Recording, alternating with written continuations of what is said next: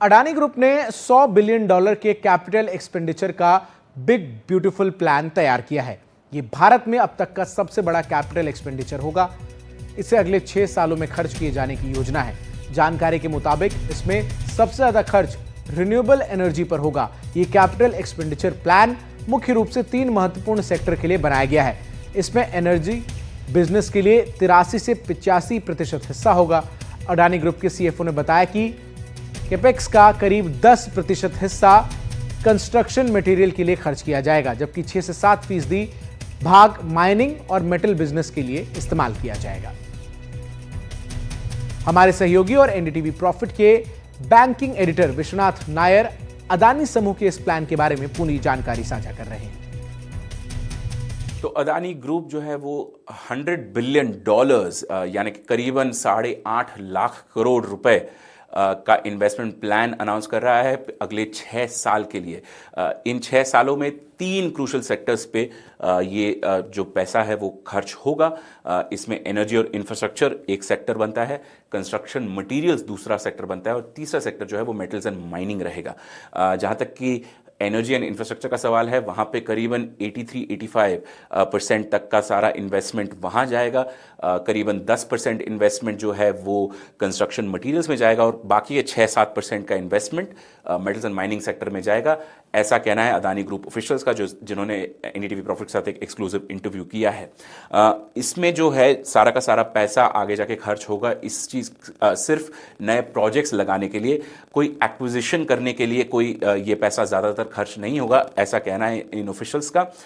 हम देखेंगे कि करीबन 1.5 से 1.6 लाख करोड़ यानी इतने रुपए जो है हर साल इन्वेस्टमेंट होंगे, यानी कि $20 बिलियन की बात हो रही है हर साल के इन्वेस्टमेंट की, जो कुल मिला के 5 से और 6 साल के अंदर 100 बिलियन बन जाएगी।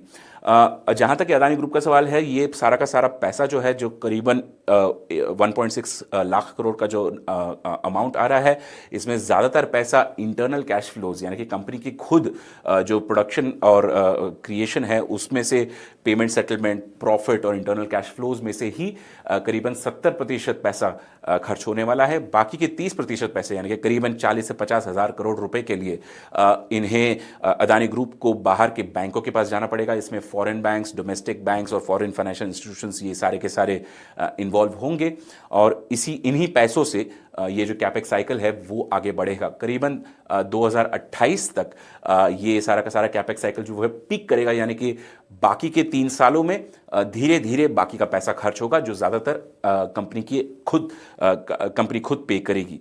जहाँ तक कि बेनिफिट का सवाल है तो रिन्यूएबल एनर्जी का जो कैपेसिटी है फिलहाल अदानी ग्रुप के अंदर वो करीब 7 गुना बढ़ेगी। और जहाँ तक कि कन्वेंशनल एनर्जी का सवाल है यानी कि कोल पावर्ड एनर्जी का सवाल है तो वो डबल हो जाएगी by the end of this entire period, यानी कि 2030 के आसपास। जो नेट डेट टू एबिटा यानी कि जो इंपॉर्टेंट नंबर होता है कि टोटल डेट कंपनी के फाइनेंशियल्स के हिसाब से कहाँ पर रहेगा, तो करीबन 2.5 से 3 टाइम के बीच में रहेगा, जो काफ़ी हेल्दी नंबर है। और अदानी ग्रुप ऑफिशियल्स का ये कहना है कि आगे जाके ये 2.5 से नीचे आ जाएगा, जिसकी वजह से कंपनी की हेल्थ और बढ़ेगी। ये सारे के सारे इन्वेस्टमेंट जो हैं अदानी ग्रुप के सबसे बड़े इन्वेस्टमेंट प्लान में मौजूद हैं। ये फिलहाल कॉर्पोरेट इंडिया की हिस्ट्री में सबसे बड़ा investment plan Adani group announce कर रहा है।